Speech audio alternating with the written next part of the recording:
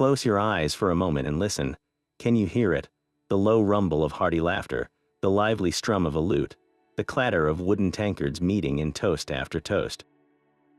You're standing at the threshold of a crowded medieval tavern, thick with the scent of roasting meat, spilled ale, and wood smoke.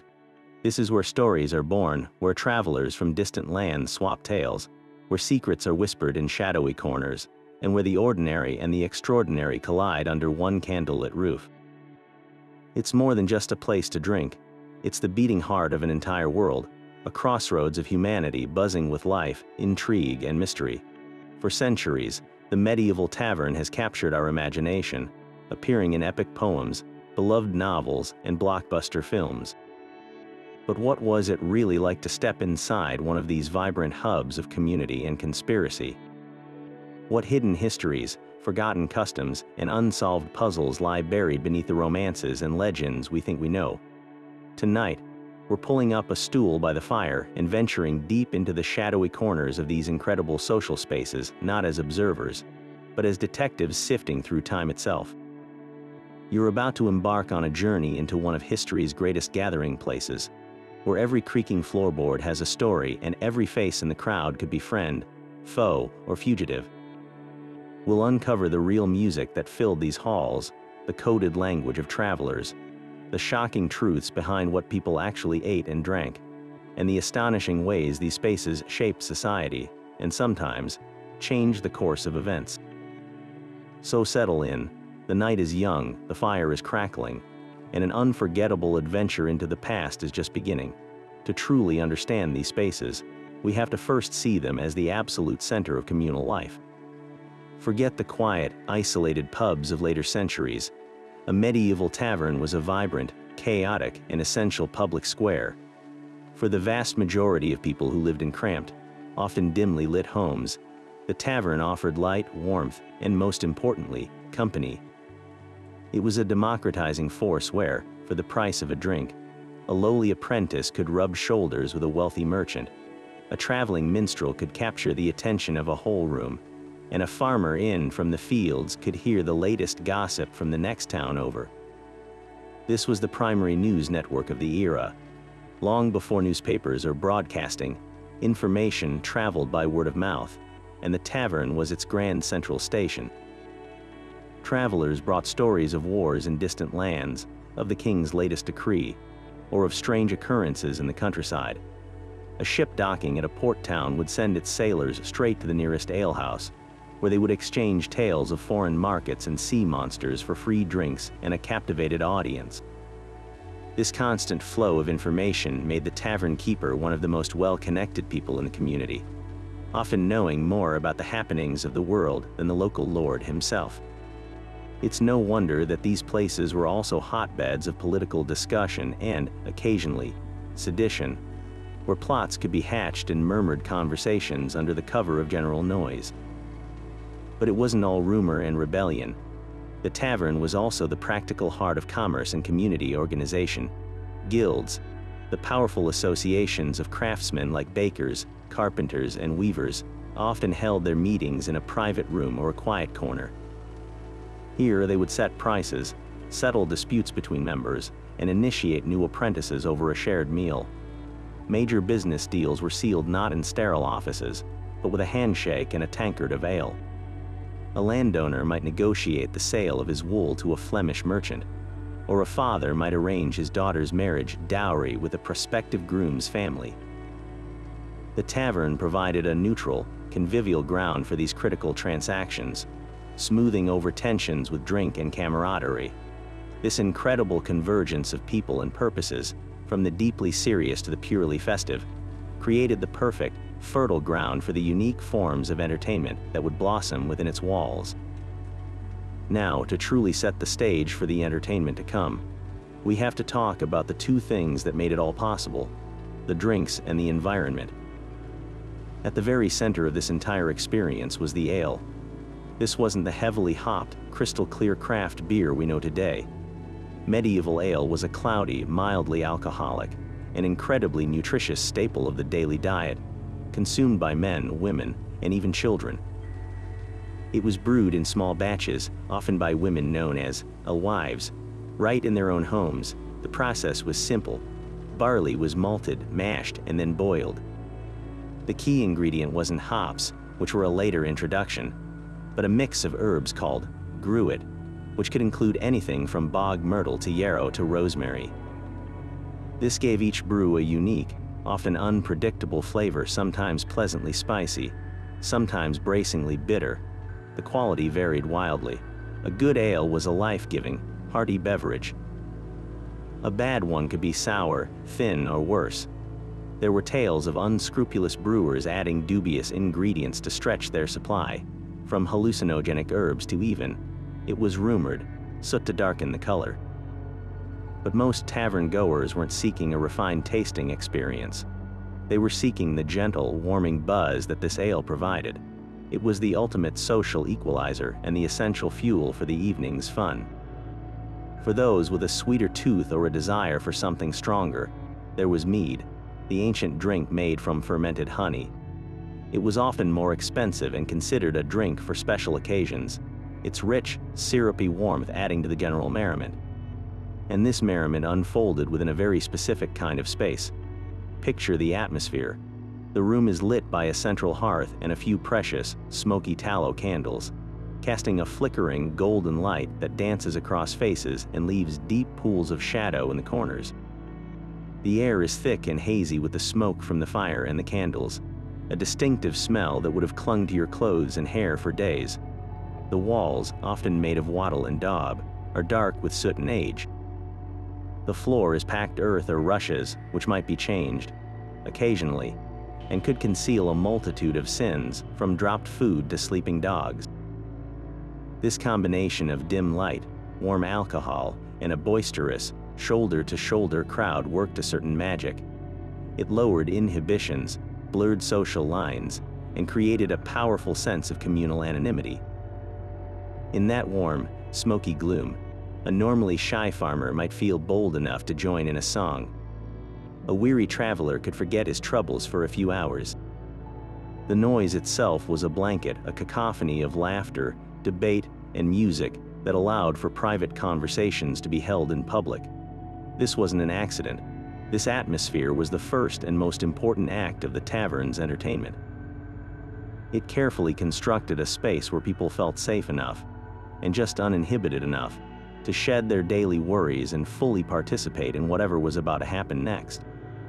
And into this smoky, expectant atmosphere stepped the star of the show, the human jukebox and news anchor all rolled into one, the traveling minstrel.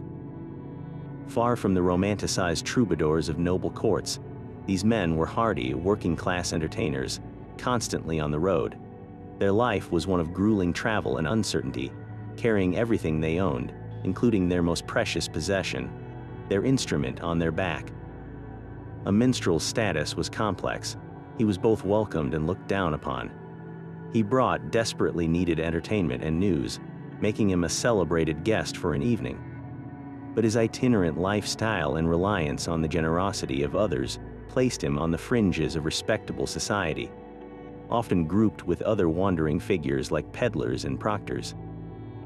Yet when he began to play, all those social reservations melted away, replaced by the pure, unifying power of music.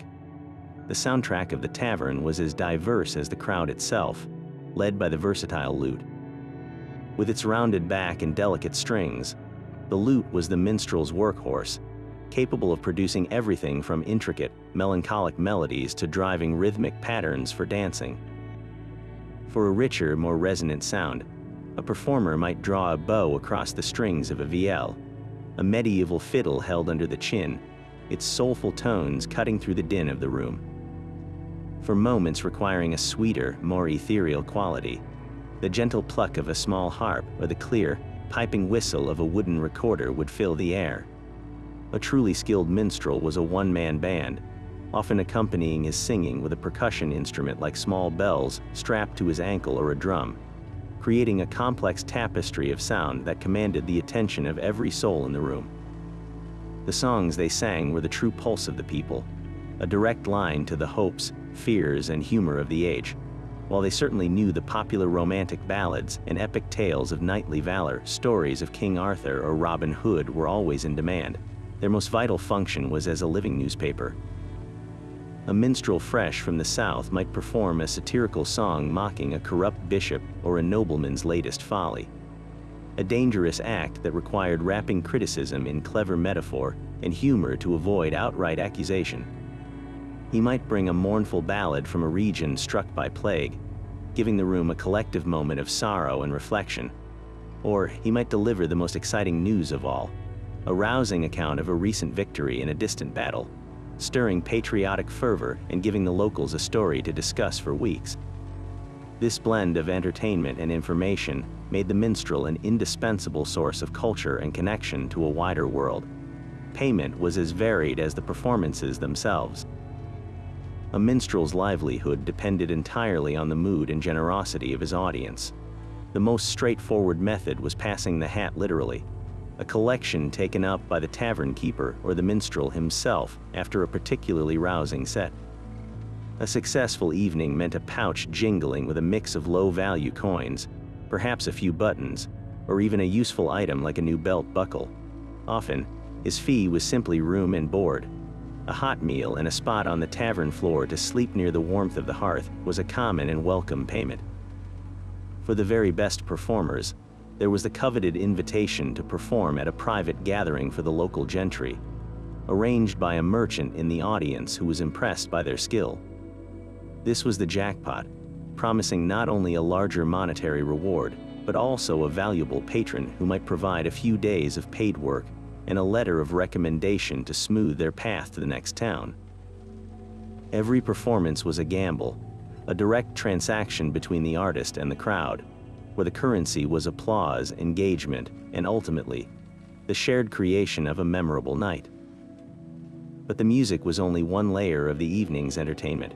For a truly raucous, unpredictable, and often profound spectacle, the crowd would turn their eyes to another figure entirely, the professional jester or fool. This character was far more than a simple clown. He was a master of his craft, a social commentator armed with laughter, and a walking contradiction who could be found one night performing for a duke in a stone castle and the next week in a smoky tavern, earning his supper from a crowd of commoners. His very presence was a signal that the ordinary rules of society were, for a moment, suspended. His costume was his banner, an immediate and unmistakable announcement of his role. He was a living caricature, often dressed in the bright, mismatched motley, a suit of alternating colored patches that symbolized his existence outside the rigid class structure. His head might be crowned with the iconic coxcomb cap, with bells sewn onto the tips that jingled with his every exaggerated movement. In his hands, he carried the tools of his trade. The marat, a miniature replica of his own head on a stick, was both a prop for mimicry and a stark symbol of his own absurdity. More visceral was the bladder stick, an inflated animal bladder tied to the end of a pole, which he would use to playfully, or not so playfully, bop members of the audience, a physical jest that could land anywhere from a gentle tap to a stinging thwack, all under the cover of comedy. This physical comedy was the bedrock of his act, tumbling, juggling cheap wooden cups, walking on his hands, and pretending to trip over his own feet. These slapstick routines transcended language and literacy, guaranteeing laughs from every corner of the room. But his true power, his dangerous gift, was his license to mock. In a world where insulting a lord could mean imprisonment or worse, the fool possessed a unique social permission to say the unsayable. He could point at a well-known, miserly merchant in the crowd and make a joke about his tight purse strings. He could parody the preaching style of a long-winded local priest or mimic the arrogant walk of the town sheriff. The crowd's laughter was his shield. By laughing along at the powerful, the common people could, for a brief and cathartic moment, feel a sense of defiance and equality. The fool's jests acted as a pressure valve, releasing the simmering tensions of a highly stratified society through the safe medium of humor. His repertoire was a carefully balanced act of risk and reward. He traded in riddles that twisted logic, sang bawdy songs filled with double entendres, and told stories where the simpleton outsmarted the scholar. Every joke was calibrated for his audience. In a noble's hall, his barbs might be more clever and veiled, requiring a classical education to understand. But in the tavern, his humor was earthy, direct, and visceral, rooted in the universal experiences of work, love, drink, and the struggle of daily life. His survival depended on his ability to read the room, to push boundaries without crossing the invisible line that would turn laughter into anger. A successful performance meant coins tossed at his feet, another night of food and shelter, and the priceless reward of having held a mirror up to society, showing everyone their follies and allowing them to laugh at themselves. While the minstrel provided the melody and the fool the spectacle, the true soul of the tavern's entertainment often came from the crowd itself, bursting forth in the form of the communal sing-along. This wasn't a passive performance to be watched. It was a collective experience to be shouted, laughed, and slurred into existence by every person in the room. After a few rounds of ale, social hierarchies didn't just blur, they often vanished entirely, replaced by a roaring, unified chorus of voices. The songbook for these nights was made up of what we might call the greatest hits of the Middle Ages, tunes so well known that everyone from the blacksmith to the bailiff knew the words by heart. These were the folk songs and ballads passed down through generations, the musical common ground of an entire culture. The undisputed champions of these sing-alongs were the drinking songs, specifically designed to be loud, simple, and uproariously fun. Their structures were brilliantly straightforward, often built on a call and response format that made it impossible not to join in. A song leader, perhaps the minstrel or just the loudest, most confident patron, would belt out a line, and the entire tavern would thunder back the well-known reply or a particularly riotous chorus. The lyrics were rarely refined. In fact, their appeal lay in their glorious vulgarity and humor, serving as a much-needed release from the hardships and strict social codes of daily life. They celebrated the simple, universal pleasures, the joy of a full tankard, the misery of a hangover, the follies of love, and the ridiculousness of authority figures. A song might mock a cheating spouse, a greedy monk, or the local mayor's incompetence, giving everyone a chance to laugh at the powerful and the pretentious in a safely anonymous group setting. This created an incredible, almost palpable sense of community and shared identity. In that moment, voices joined together in a haze of smoke and song. Individuals became part of a single, vibrant organism. For a farmer who spent his days in solitary labor, or an apprentice who faced constant orders, this was a powerful experience of belonging and agency. They weren't just consuming entertainment, they were creating it together, feeding off each other's energy. The very act of singing in unison forged bonds, turning strangers into temporary companions and reinforcing the tavern's role as the great equalizer. It was a ritual of pure, unadulterated revelry, a shouted declaration that for tonight, at least, all was right with the world. While the music and the fool captured the room's energy, there was another figure who could command a profound and gripping silence, the storyteller. These were not mere reciters of tales, they were master performers, historians, and journalists woven into one. In an age before widespread literacy, the human voice was the most powerful vessel for narrative, and the storyteller was its captain, steering the entire tavern on journeys across oceans of time and imagination. They were the living libraries of their communities, their minds stocked with a vast and varied collection of the fantastic, the historical, and the horrifying. Their most treasured cargo was the epic poem, a sprawling narrative of heroism and struggle passed down through generations. A skilled storyteller might spend an entire evening recounting the grim and glorious saga of Beowulf, his voice dropping to a terrified whisper as he described the monster Grendel stalking the halls of Heorot, then swelling with triumphant vigor as the hero grappled with the fiend in the dark. These stories were more than entertainment. They were the foundational myths of a culture, reinforcing values of bravery, loyalty, and the eternal struggle against chaos. Tales of King Arthur and his Knights of the Round Table offered a different kind of inspiration, a shimmering ideal of chivalry and a quest for a more just and noble world that stood in stark contrast to the often harsh realities of medieval life. But their repertoire was not confined to ancient legends. A storyteller's true, immediate power lay in his function as a walking, talking news service. When a traveler with a gift for narrative arrived from a distant shire or a foreign port, he became the most important person in the room. He would share accounts of a recent harvest, a terrible storm that had ravaged a coastal village, or a scandal that had erupted in a nearby monastery. He might bring word of a border skirmish or the movements of an army, information that was both terrifying and vital for a community whose fate could be changed by events far beyond its view. This was how history was delivered, not in dry, factual reports, but as a living, breathing, and deeply human drama. And like any good dramatist, the storyteller knew the value of a little embellishment. A simple tale of a highway robbery could be transformed into a chilling ghost story with the addition of a phantom light seen on the moor. A report of a noble's wedding could be spiced up with whispers of a former lover's outrage. This wasn't considered dishonest. It was an essential part of the craft. Embellishment made the story stick, ensured it would be retold, and gave the audience a more compelling emotional experience. The line between fact and fiction was beautifully, intentionally blurred. A storyteller's credibility wasn't measured by strict accuracy, but by his ability to captivate, to make his listeners feel the biting cold of a northern wind or the heart-pounding fear of a battle charge. The performance itself was a carefully orchestrated spectacle. A great storyteller used every tool at his disposal. His voice was his instrument, modulating in volume and pitch, shifting accents for different characters, pausing for dramatic effect to let the tension in the room build to an almost unbearable level. His body followed suit, his hands shaping the action in the air, his face contorting to mirror the emotions of his characters. He would lean in conspiratorially for a secret, then leap back to act out a clash of swords.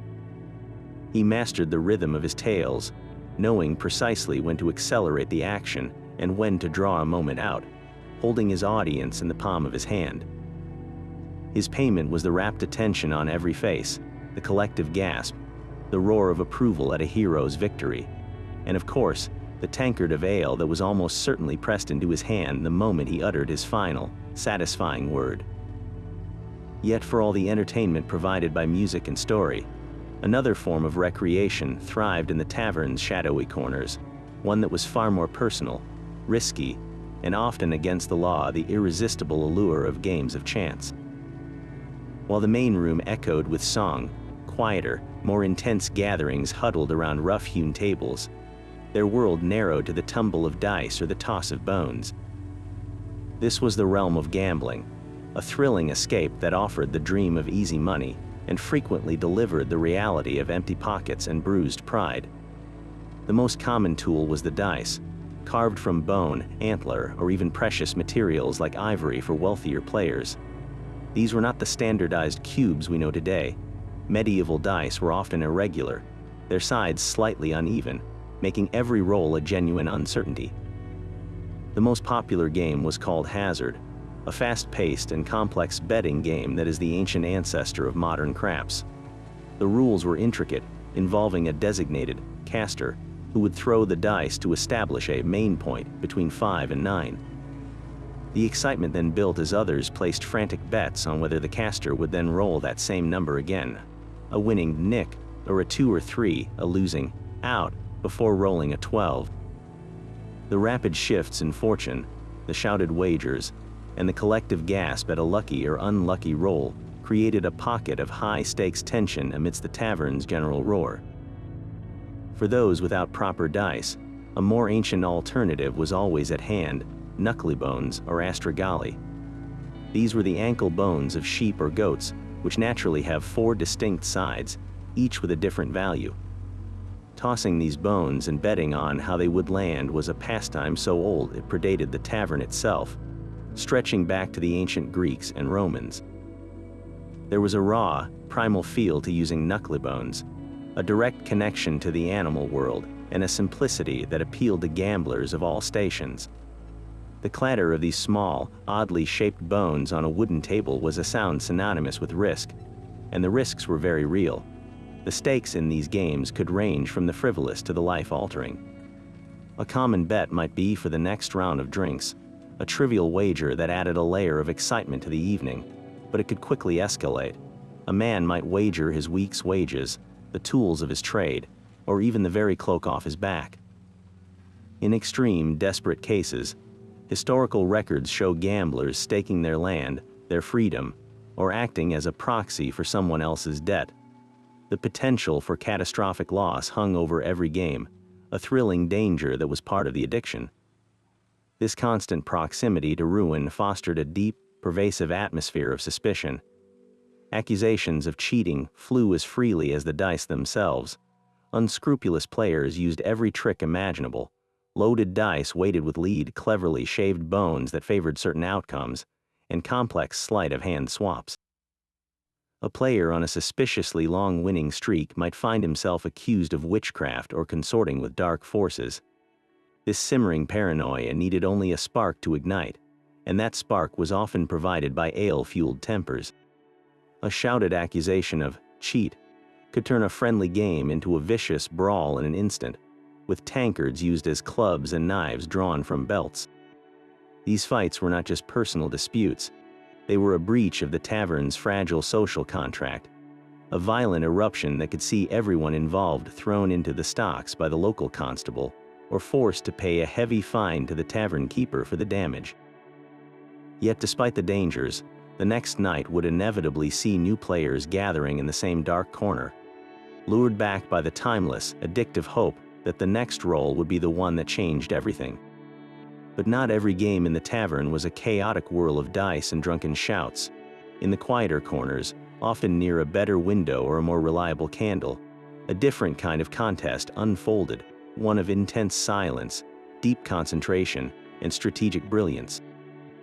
Here, the intellectual elite of the tavern crowd, the merchants, clerks, and traveling scholars, engaged in battles of wits over the checkered boards of tabula and chess.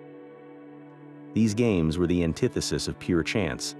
They were a test of foresight, calculation, and cunning, offering a more refined, yet no less intense, form of entertainment and social competition. Tabula, the ancient Roman ancestor of backgammon, was a particular favorite for those who enjoyed a perfect blend of strategy and luck. The game board itself was a familiar sight, often a beautifully carved wooden folding set that a wealthy merchant might carry with him. The play involved moving pieces around 24 points based on the roll of 3 dice, with the ultimate goal of being the first to bear all one's pieces off the board. But where it diverged from mere dice games was in the deep tactical choices it demanded. A player had to constantly weigh risk against reward.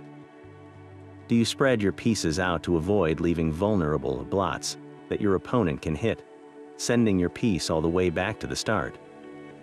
Or do you stack them for safety, potentially sacrificing the speed needed to win? A skilled tabula player could consistently outmaneuver a less experienced opponent, even with poorer dice rolls, by controlling the board's tempo and expertly blocking key points. The smooth click of the pieces and the soft rattle of the dice in a leather cup created a rhythm of thoughtful play, a world away from the raucous energy of the hazard table. Wagers were still made, of course, but they were often for pride and prestige as much as for coin, a silver penny or a fine meal rather than a week's wages. Yet, the ultimate symbol of medieval strategy, the game that truly separated the scholar from the simpleton, was chess. Imported into Europe from the Islamic world through Spain and Italy, chess had evolved by the late Middle Ages into the game we recognize today, with its powerful queens and influential bishops. To play chess well was a mark of education, nobility, and superior intellect. In the tavern, a chess set was a powerful social magnet.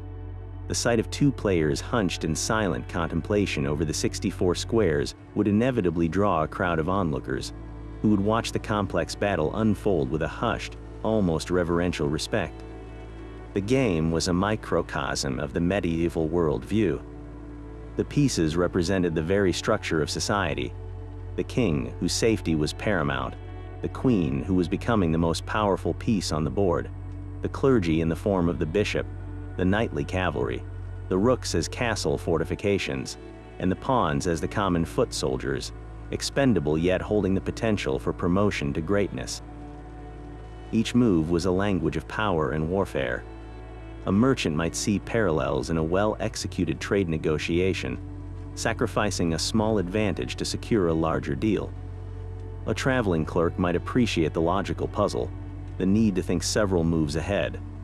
The terminology of the game checkmate, from the Persian shah mat, meaning the king is helpless, lent an air of exotic sophistication to the proceedings. Matches could last for hours, stretching late into the night as candles guttered and the general noise of the tavern faded into the background. The stakes here were almost entirely social. Winning a hard-fought game of chess against a respected opponent could significantly boost a traveler's reputation, marking him as a man of learning and sharp mind. It could lead to lucrative introductions, invitations to better accommodations, or simply the deep personal satisfaction of a battle of pure intellect, decisively won. In this way, the chessboard became more than a game.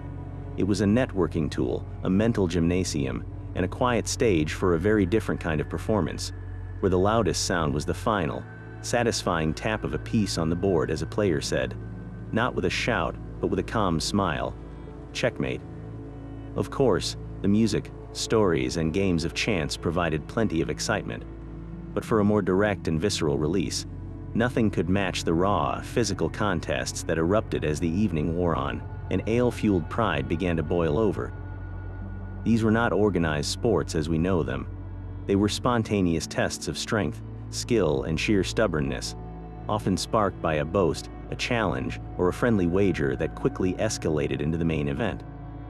The confined, crowded space of the tavern itself became an arena, with patrons quickly pushing benches and tables back against the walls to form a makeshift ring, their shouts and encouragement adding to the electric atmosphere. The most immediate and common of these challenges was the timeless duel of arm wrestling. Two competitors would lock hands over a sturdy table, often with a tankard placed between them as a symbolic prize.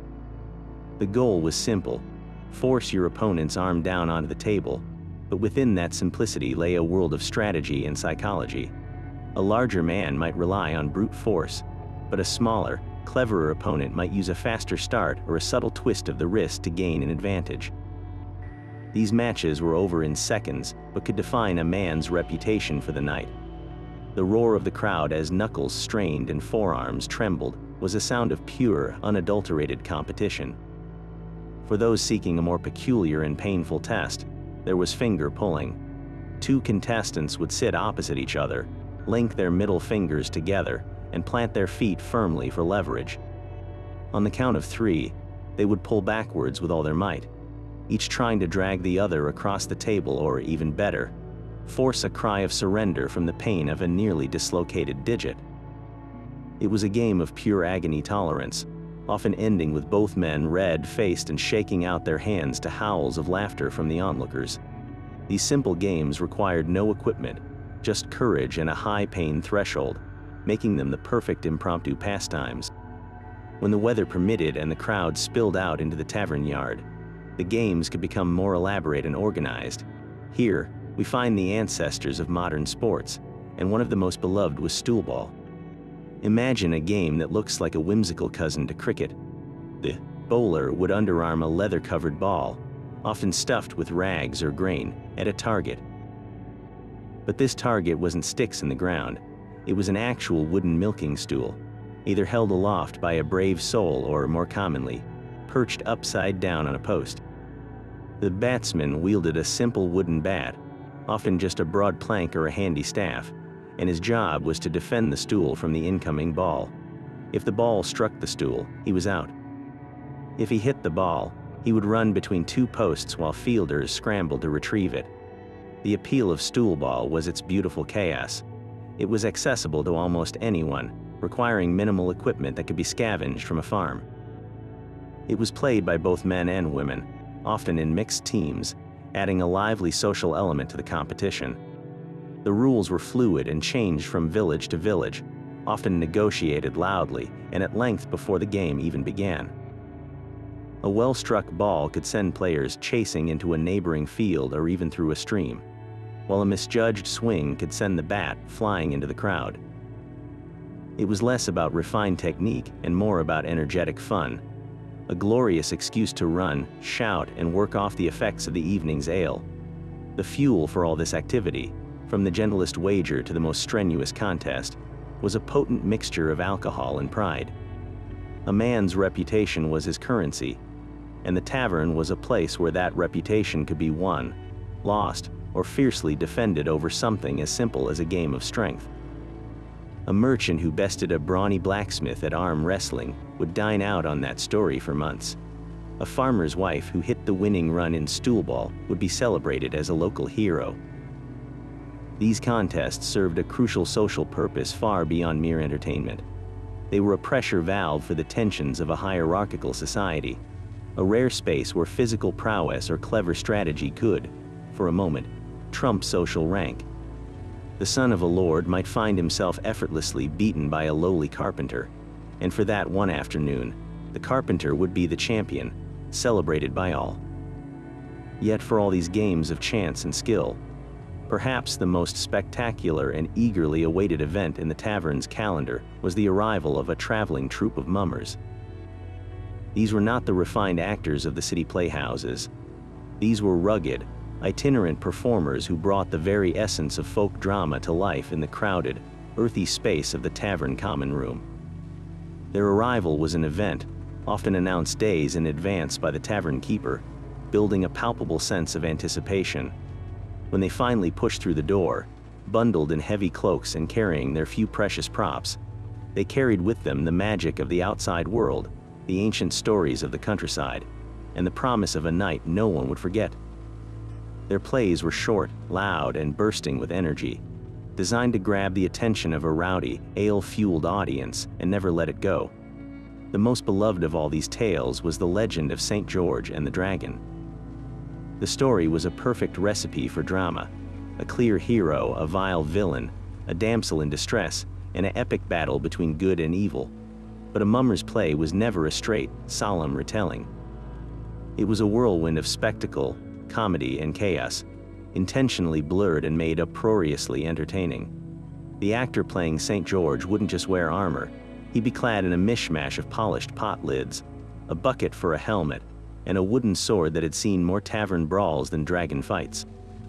The dragon itself was a masterpiece of makeshift imagination, often two men under a painted cloth, snapping a fearsome-looking head made from paper maché and old leather.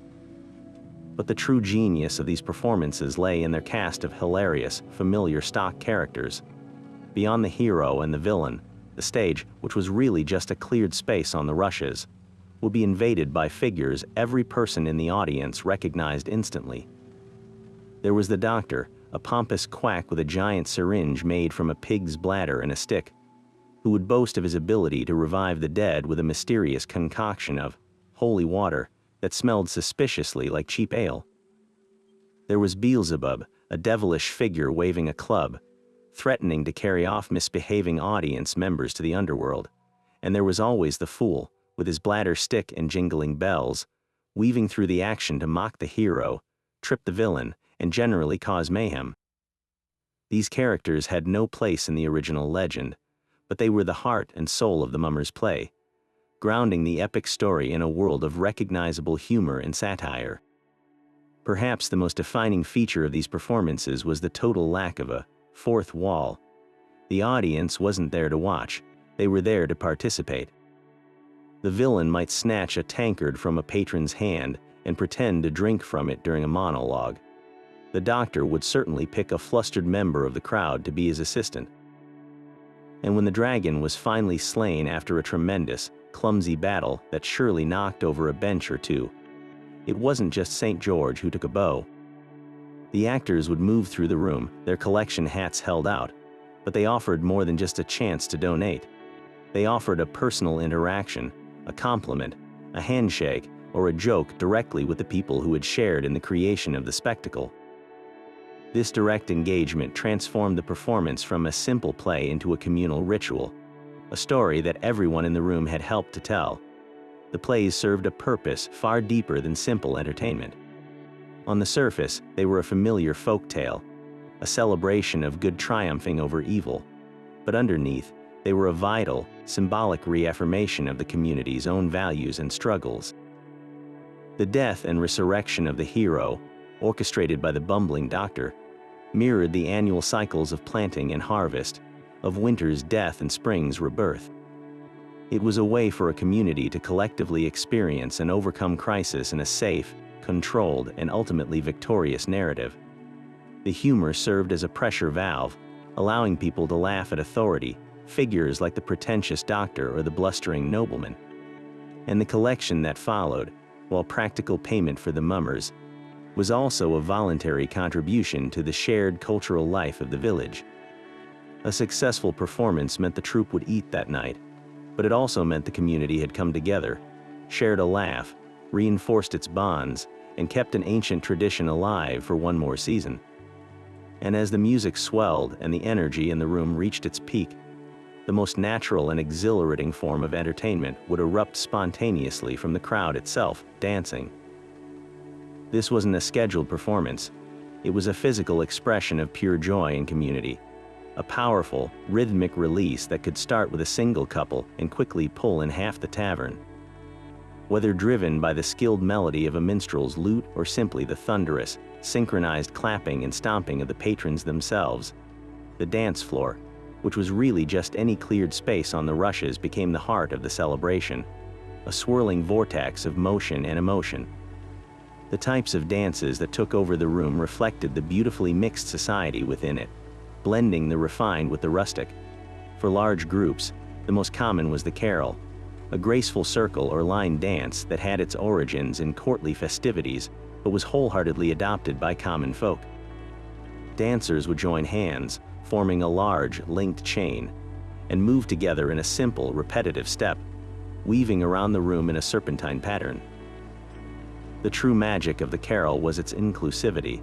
Its simple steps meant anyone could join, from the eldest grandfather to the youngest serving girl, creating a living, breathing symbol of unity. As they moved, the dancers would often sing along to the familiar refrain, their voices rising together in a powerful chorus that united the entire room in a single, shared rhythm. But for pure, unadulterated energy, nothing could surpass the wild, infectious abandon of the jig. This was the dance of individual expression and spectacular skill, often performed as a solo or by a couple in the center of an admiring circle. It was far from the structured Irish jig we might think of today. This was a free-form, intensely physical display of athleticism. Dancers would leap, spin, and stamp their feet in complex, percussive patterns, their movements telling a story of exuberance, challenge, or flirtation. The speed was breathtaking, a test of endurance and coordination that would leave the performer breathless and the crowd roaring its approval. The jig was a chance for individuals to shine, to show off their vitality and personality in a way that daily life rarely permitted. Beyond the sheer fun of it, dancing served one of the tavern's most vital and ancient social functions, courtship. In a world where interactions between young unmarried men and women were often strictly chaperoned, the tavern dance offered a rare and precious zone of sanctioned contact. The carol, with its weaving lines and circling patterns, provided fleeting moments of connection, a held hand, a smile exchanged during a turn, a chance to whisper a name as the chain folded in on itself. It was a way to see and be seen, to gauge interest from across the room in the warm, forgiving light of the fire. The jig, however, was the ultimate display of virility and charm. A young man might take the floor to perform a particularly athletic series of steps, not just for the applause, but to demonstrate his strength, coordination, and health to any young woman watching. It was a non-verbal boast, a physical poem of attraction. If she was impressed, she might later accept his offer to share a drink, or even join him for a slower, more intimate couple's dance. This entire ritual, unfolding to the sound of music and encouragement, was conducted under the watchful but generally approving eyes of the community. It was a safe and socially accepted way for relationships to begin, for alliances to form, and for the life of the village to renew itself, all set to the most timeless rhythm of all. But for all the community and camaraderie the tavern fostered, There was another form of entertainment that catered to a much darker, more brutal aspect of human nature, one that often unfolded just outside the same walls in the muddy tavern yard. Alongside the playful stoolball matches, there existed the grim, sanctioned cruelty of animal blood sports, most notoriously bear baiting and cockfighting. This was not a hidden, shameful activity. It was a widely popular and publicly advertised spectacle, a grotesque theater of pain and gambling that drew massive, rowdy crowds from every level of society. The most infamous of these spectacles was bear baiting. The central performer was a once majestic creature, now a broken, often half-blind bear, kept in a pit or chained by the leg or neck to a stout post driven deep into the earth. Its teeth and claws were typically filed down. Not to minimize the damage, the point was to see damage, but to prolong the fight and give the attacking dogs a fighting chance. The attackers were packs of large, muscular dogs, specifically bred for this vicious purpose, like the Old English bulldog, creatures of immense jaw strength and tenacity. This sport was simple: unleash the dogs, one after another, upon the tethered bear. The crowd would roar as the dogs lunged, attempting to clamp their jaws onto the bear's muzzle or limbs, while the terrified, enraged animal would use its immense weight to swat and crush its tormentors. The air would be thick with the sounds of snarling, the bellows of the bear, the screams of injured dogs, and the shouting of the spectators, all mixed with the smell of blood, sweat, and mud. Alongside these large-scale brutal events, a more accessible and ubiquitous form of animal fighting took place inside or just behind the tavern itself: cockfighting. This required far less space and investment. Two roosters, bred for aggression and fitted with sharp, artificial spurs of metal or bone called gaffs on their legs, were placed in a small, circular ring. There was no escape and rarely a surrender. The birds would fly at each other in a flurry of feathers and violence, pecking and slashing until one was mortally wounded or too exhausted to continue. The small size of the arena meant the spectators, who often placed bets by throwing coins directly into the ring before the fight began, were close enough to be spattered with blood, making the experience intensely visceral and immediate. The lifeblood of these gruesome events, the engine that made them so persistent, was a rampant and ruthless culture of betting. The violence was the show, but the money was the point. Wagers were placed on everything: which dog would land the first bite, how many dogs it would take to kill the bear, which cock would die first, and of course, the final victor. Tavern keepers often organized the events or rented their yards to a traveling bear ward, the keeper of the bear, taking a hefty cut of the profits and selling vast quantities of ale and food to the excited crowd. For the common bettor, it was a chance to win a week's wages in a few chaotic minutes. For the wealthy merchants and even nobility known to attend, it was a high-stakes game of chance, a way to flaunt their wealth and gamble sums that could cripple a working family. This intertwining of violence and gambling created a potent, addictive mix, where the suffering of the animals was merely the catalyst for the real human drama of risk, loss, and greed. Public opinion on these practices was never monolithic, even in their heyday. While many saw it as a normal, exciting pastime, voices of dissent began to emerge, particularly from the growing Puritan movement and early animal welfare advocates who condemned the cruelty as a base and sinful corruption of human character. The changing tides of philosophy that emphasized reason and compassion over brute spectacle slowly began to turn society against the blood sports. The final blow came not from a sudden wave of public morality, but from the cold, practical hand of the law. In England, the Cruelty to Animals Act of 1835 formally banned the keeping of any house, pit, or other place for the purpose of baiting or fighting animals. This legislation, motivated by a complex mix of genuine reformist sentiment and a desire to control the disorderly, often riotous crowds these events attracted, finally pushed this dark chapter of tavern entertainment into the shadows, forcing a culture that had once cheered in the open air to confront the brutality it had so long accepted as sport. While the energy of dance and the grim spectacle of blood sports catered to powerful instincts, There was another, more intimate form of magic that could silence a rowdy tavern, one that arrived not with a roar, but with the careful unfolding of a portable wooden stage. This was the world of the traveling puppeteer, a master storyteller who carried an entire universe of drama, comedy, and morality in a single, well-worn trunk. With just a few square feet of space, these ingenious performers could command the same rapt attention as a full mummer's troupe, weaving intricate tales with characters brought to life by nothing more than skilled hands and strings.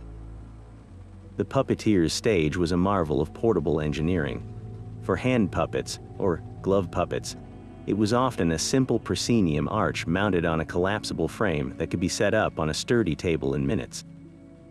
The puppeteer would stand behind it, hidden from view with a puppet on each hand, bringing them to life over the top of the stage. For the more complex marionettes, puppets controlled from above by a sophisticated web of strings attached to a wooden control bar, the setup was even more impressive. These stages were like miniature versions of a royal theater, complete with curtains, painted backdrops depicting castles or countrysides, and sometimes even clever traps and rigging for special effects like a character disappearing in a puff of smoke, which was often just a handful of flour tossed from behind the scenes. Their repertoire was as varied as any minstrel's songbook, but it served a unique purpose. While songs could be satirical and stories could be embellished, puppet shows often tackled the big, universal themes head-on through the safety of allegory. They were particularly famous for their morality plays, simplified versions of the grand performances put on in churches and town squares. A classic tale might feature Everyman, a character representing all of humanity, confronted by characters like death or vice, forced to account for his life's choices. Watching a beautifully carved angel puppet battle, a devilish fiend with glowing red eyes for the soul of a sinner, was a gripping, visceral way to impart a lesson about virtue and sin to an audience of all ages and literacy levels. They also performed beloved biblical stories, making the grand narratives of the Bible accessible to those who couldn't read the Latin verses themselves. The story of Noah's Ark was a particular favorite, a spectacular opportunity for the puppeteer to parade a whole menagerie of carved animals across the stage, 2 by 2. The tale of David and Goliath was another crowd pleaser, the tension building as the small, agile David puppet circled the hulking, roaring giant before the dramatic swing of the sling. For many in the audience, these were not just stories. They were a fundamental part of their understanding of faith and history, made tangible and immediate. But it wasn't all solemn morality and religion. The puppet stage was also a haven for biting political and social satire, a place where jokes too dangerous for a human jester to make could be safely delivered by a carved piece of wood. A puppet with the exaggerated features of a greedy local tax collector could be mercilessly mocked and pelted with beans by the audience without any real-world repercussions. A pompous bishop puppet could be made to recite nonsense Latin. The puppeteer, hidden behind his stage, enjoyed a powerful anonymity. The barbs came from the characters, not from him, providing a layer of protection that allowed for truly subversive comedy. This was the people's press, a way to critique authority and laugh at the absurdities of power structures without directly naming names. The performance itself was a symphony of skill and deception.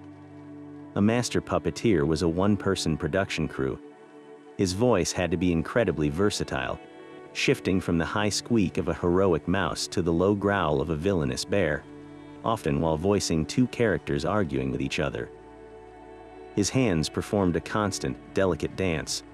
One hand might be manipulating a marionette's control bar to make it walk, bow, and juggle, while the other hand was ready to swap in a new puppet or operate a simple wind-up music box that provided the soundtrack. The best performers created a powerful illusion of life, making the audience forget they were watching wood and cloth and become utterly invested in the fate of the characters. The reaction of a tavern crowd to a puppet show was uniquely special, often drawing in both the youngest and oldest patrons. For children, it was pure, undiluted magic. They would sit cross-legged on the rushes right at the base of the stage, their eyes wide with wonder, gasping at the hero's peril and cheering his victory. For adults, the appeal was more layered. They appreciated the craftsmanship, the humor, and the sharpness of the social commentary, all while being secretly, delightfully transported back to the simpler wonder of childhood. When the final curtain closed and the puppeteer emerged, red-faced and smiling, to take his bow, the reward was more than just the coins tossed into his hat. It was the lingering sense of shared wonder, an entire room of people, from the lowest laborer to the wealthiest merchant, all united by the timeless power of a story well told, and the simple, magical belief that a piece of wood could have a soul. Yet for all the physical contests and staged dramas, one of the most captivating figures in the tavern was often the quietest, the reciter of riddles. This wasn't a performer who needed a stage or an instrument. Their tools were wit, language, and the universal human desire to solve a puzzle. In the lulls between songs or during a quieter hour, this person would become the center of a different kind of attention, drawing listeners into a world of cunning wordplay and mental gymnastics that offered a unique and satisfying challenge. This role wasn't always filled by a single, designated person. It could be the tavern keeper himself, using a well-known riddle to engage a quiet table of travelers. It could be a traveling scholar or clerk, demonstrating their education and sharp mind. Or it could simply be a patron with a clever turn of phrase and a memory stocked with dozens of these intellectual traps. The act was simple: pose a riddle to the room or to a specific individual, often with the tantalizing offer of a prize for the one who could unravel it. That prize was most commonly a free tankard of ale, a small price for the tavern keeper to pay for the engagement and laughter it brought to his establishment. The riddles themselves were a fascinating window into the medieval mind, blending simple observation with clever metaphor and a deep connection to the natural and domestic world. Many were rooted in everyday experience, making them accessible to everyone in the room. A classic example might describe an object in seemingly magical terms. What is a neck but no head? The answer, a bottle, would have been instantly recognizable to anyone who had ever poured a drink. Another might play on the familiar sights of the hearth. I am taken from a mine and shut up in a wooden case from which I am never released, and yet I am used by almost every person. What am I? The answer, the lead in a pencil, connected the humble writing tool to its origins, a mental leap that would have been a satisfying reveal. But some conundrums were designed to be truly thorny, requiring not just knowledge but lateral thinking. These were the domain of the more educated patrons, the playful tests of logic that could stump a room for an hour. A famous example that would have traveled from university towns into common taverns is the wolf, goat, and cabbage problem. The solver is told a man must ferry a wolf, a goat, and a cabbage across a river in a boat that can only carry him and one other item. The challenge is to devise a sequence of trips that prevents the wolf from eating the goat or the goat from eating the cabbage. Solving this required methodical thought and the ability to think several steps ahead, a mental exercise as rigorous as a physical game of chess. The social function of these puzzles was beautifully complex. On the surface, it was pure intellectual fun, a diversion from the toil of daily life. For the person who posed the riddle, it was a chance to display wit and intelligence, to command the respect of the room without needing physical strength or a fine voice. For the solver, it was an opportunity to earn social capital and a free drink through mental agility alone. But on a deeper level, the sharing of riddles was a powerful bonding ritual. The collective groans at a tricky puzzle, the burst of laughter at a clever answer, and the shared aha moment when the solution became clear all served to strengthen the communal ties within the tavern. It was a game everyone could play, regardless of their station, united by the common ground of a shared language and a shared curiosity. In a world with few written diversions, the spoken riddle was a vital thread in the fabric of social and intellectual life, a reminder that the most satisfying mysteries are often those solved not with a sword, but with a thought. Amidst the noise and gaiety, another figure often occupied a quieter corner, draped in shawls and surrounded by an aura of mysterious promise, the fortune teller.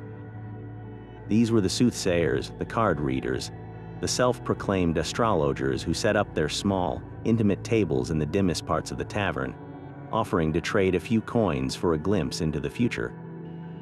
Theirs was a trade built on the most powerful of currencies: human hope, fear, and the deep-seated superstition that defined the medieval worldview. In an era where life was brutally unpredictable, plagued by disease, famine, and the whims of those in power, the desire to pierce the veil of uncertainty was overwhelming, and these charismatic characters stood ready to provide answers, or at the very least, the comforting illusion of control. Their methods were as varied as their costumes, each one designed to project an air of ancient, esoteric knowledge. One of the most common was palmistry, the reading of the lines on a person's hand. A palm reader would take a patron's work-worn hand into their own, tracing the creases with a delicate finger by the flickering light of a single candle. They would speak of the lifeline, the heart line, the fate line, interpreting every curve and intersection. A long, unbroken lifeline could bring a sigh of relief to a soldier fearing his next battle. A forked heart line might hint at a complicated romantic future, bringing a nervous smile to a young maiden's face. The beauty of palmistry was its deeply personal nature. The map was literally in the client's own hand, making the reading feel uniquely theirs. For those seeking a more structured prophecy, there was cartomancy, the reading of cards. This wasn't the detailed 78-card tarot deck we know today, which was a later development primarily used for games. This was a simpler, often homemade set of illustrated cards or marked tiles. The reader would have the client shuffle the deck, infusing the cards with their own energy, before laying them out in a specific pattern. A card showing a ship might predict a long journey or news from across the water. One depicting a crown could signify an encounter with authority or a rise in status. The fortune teller's skill lay in weaving these disparate images into a coherent narrative that resonated with the client's own secret desires and unspoken anxieties, connecting the random draw of cards to the very real circumstances of their life. Perhaps the most intellectually imposing method was astrology, the study of the stars. A fortune teller claiming this expertise would often have a worn, handwritten astrological chart or a simple brass astrolabe on the table to bolster their credibility. They would ask for the client's birth date and, if possible, the hour, and then make a great show of consulting their charts, muttering about the positions of planets and the influence of celestial houses. They might speak of Venus bringing love into one's life or Saturn imposing a period of hardship that must be endured. For a population that largely believed the heavens directly influenced events on Earth, from the weather to a king's health, this cosmic framework gave personal fortunes a weighty, inevitable feeling, as if the client's future was written in the stars themselves and the seer was merely the translator. The true genius of these practitioners, however, wasn't in their knowledge of astrology or palm lines. It was in their mastery of cold reading and psychological insight. They were expert people watchers, skilled at extracting information from a client's clothing, accent, mannerisms, and the very questions they asked. A woman nervously twisting a wedding ring might be worried about her husband's fidelity or his safe return from a trip. A man with the calloused hands of a farmer might be seeking reassurance about the coming harvest. The fortune teller would make vague, high-probability statements. I see a disagreement with a dark-haired man. There is a change coming involving water, and then carefully watch the client's reactions to see what resonated, refining the reading in real time based on these subtle cues. The client, eager for the reading to be true, would often unconsciously provide all the necessary details, connecting the general statements to specific events in their own life and marveling at the seer's accuracy. Their clientele was a cross-section of tavern society, each person bringing their own hopes and fears to the small table. Young lovers would sneak away to ask if their affections were returned or if a marriage was in their future. Merchants sought advice on business ventures, hoping to hear of prosperous trades and safe voyages. Soldiers facing conscription desperately wanted to hear that they would return home unharmed. The fortune teller offered a sanctuary for these vulnerable thoughts, a confidential space where people could voice their deepest fears and most cherished dreams without judgment, receiving in return not a guaranteed future, but a powerful form of medieval therapy, a narrative of hope, a warning to be cautious, or simply the comforting feeling that their life had a pattern and a purpose, however invented it might be. Of course, this trade existed in a moral gray area. While some readers may have genuinely believed in their own gifts, many were undoubtedly clever charlatans, skilled manipulators preying on the vulnerable for a quick coin. The line between entertainment and exploitation was razor thin. A reading could be a bit of fun for a group of friends, but for a desperate individual clinging to a prediction, it could lead to poor financial decisions or a dangerous reliance on the seer's words. The church officially condemned such practices as heresy and dabbling with dark forces, but its warnings often went unheeded by a populace hungry for answers that prayer alone couldn't immediately provide. The fortune teller's presence in the tavern was a testament to a universal, timeless human need to quiet the noise of uncertainty, if only for a moment, with a story about what might be. But the world of the minstrel had its own strict class system, a fascinating split between two very different types of poetic performer, each with their own agenda, their own language, and their own unique power. On one side, we have the celebrated troubadours, the rock stars of courtly love. These were often nobles or knights themselves, or highly skilled artists patronized by them. They didn't wander from tavern to tavern. They performed in great halls and castles for the most elite audiences. Their songs were the very definition of refinement, composed in the regional vernacular languages like Old Occitan, the Languedoc of southern France. Their entire artistic universe revolved around the complex, often painfully idealized concept of fin amour, or courtly love. This wasn't about simple romance or consummation. It was a ritualized, almost religious devotion to a usually unattainable lady, often a noblewoman of higher status than the singer himself. The troubadour would sing of his anguish, his unwavering loyalty, and the transformative power of his love, which made him a better, more courageous, and more virtuous knight. His songs were filled with imagery of secret glances, tokens of affection, and the exquisite torture of longing. This wasn't entertainment designed for a raucous tavern crowd. It was a sophisticated cultural performance that reinforced the social codes and values of the aristocratic class, turning romantic pursuit into a noble and chivalric endeavor. Now imagine the polar opposite of this polished, courtly world. Enter the Goliards. These weren't nobles. They were wandering clerics and disaffected students, a highly educated but often unemployed intellectual underclass.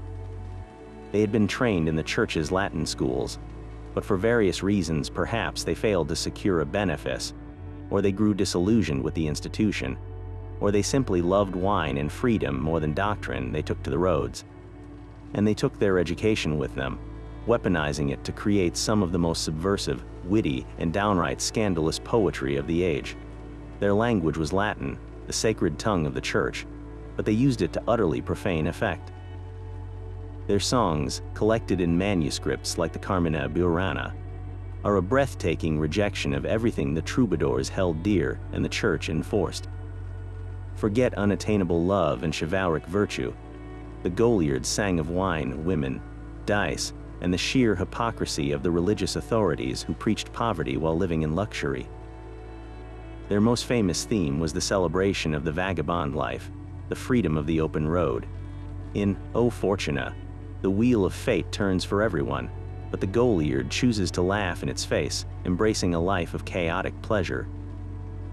Their satire was razor-sharp and incredibly brave. They wrote parodies of liturgical hymns, replacing sacred texts with lyrics praising taverns and gambling dens. They crafted elaborate mock sermons that exposed the greed and lechery of bishops and abbots. One famous song, The Confession of Golias, is a boastful, unrepentant autobiography of a Goliard's life dedicated to gambling, drinking, and lust, all framed as a confession that proudly admits to every sin. This was dangerous stuff. By using the church's own language and forms to attack it, they were engaging in a form of ideological sabotage, giving voice to the frustrations that many common people felt, but could never articulate so elegantly. So while the troubadour was upstairs in the castle hall, singing of a love that purified the soul for an audience of lords and ladies, the Goliard was downstairs in the tavern, leading a chorus of drunken students in a Latin drinking song that mocked the soul itself. One performer reinforced the established order with beautiful poetry. The other used equally beautiful poetry to tear that order down. The troubadour's art was an ornament of power. The Goliards was a direct challenge to it, a reminder that even the most sacred institutions were not beyond the reach of ridicule, especially when that ridicule was composed by the very minds the institution itself had trained. But holding this entire vibrant, chaotic ecosystem together, the true ringmaster of this nightly circus, was none other than the tavern keeper or wife. While the minstrels, fools, and mummers were the featured acts, it was the keeper who owned the stage, set the tempo, and ensured the show always went on. Their role was far more complex than just pouring drinks. They were the master of ceremonies, the head of security, the banker, and often, a star performer in their own right. A successful evening wasn't just measured in coins taken in, but in the energy of the room, the flow of conversation, and the seamless orchestration of revelry. They possessed an innate understanding of crowd psychology, knowing precisely when to encourage a rowdy song, when to subtly calm a heated argument, and when to introduce a new traveler with an interesting story to tell, effectively curating the evening's entertainment from behind the bar. The foundation of their authority was, of course, the ale itself. The keeper was the gatekeeper of this essential social lubricant, controlling its quality, its price, and its distribution. A good, strong brew kept the customers happy and spending, while a bad batch could sour the mood and clear the room faster than a sheriff's raid. The keeper had to be a shrewd judge of character, knowing when to extend credit to a regular who'd fallen on hard times and when to firmly demand payment upfront from a shifty stranger. This economic dance was constant, a balancing act between generosity and business sense that defined their relationship with the community. Their establishment was a commercial enterprise, but it also functioned as a semi-public space, a home away from home, and navigating that duality required a unique blend of warmth and steel. Beyond the economics, the keeper's most vital skill was peacekeeping. A tavern was a pressure cooker of competing energies, fueled by alcohol, pride, differing social classes, and high-stakes gambling. Tensions could flare in an instant. The keeper had to be a diplomat, a mediator, and, when necessary, an enforcer. They would break up arguments with a well-timed joke and a free drink before they could escalate. They knew the regular troublemakers and kept a watchful eye on them.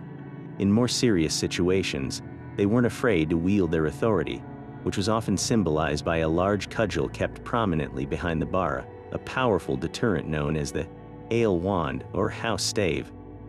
The threat of being physically ejected, banned from the premises, or handed over to the constable was usually enough to maintain order. Their goal was to foster an atmosphere of controlled chaos, where people felt free to revel but understood there were lines that could not be crossed. Many keepers didn't just manage the entertainment, they actively participated in it. As the community's chief gossip and news aggregator, they were often fantastic storytellers in their own right.